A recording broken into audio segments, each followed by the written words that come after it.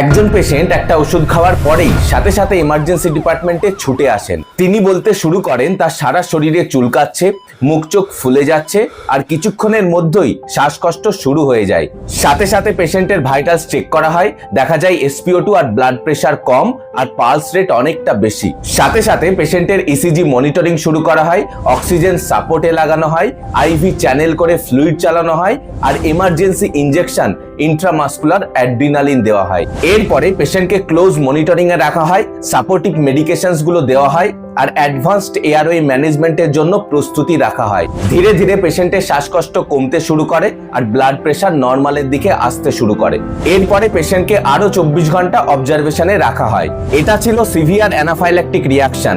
কিছু কিছু মানুষের কিছু কিছু ওষুধে এইরকম অ্যানাফাইল্যাক্সিস রিয়াকশন হতে পারে।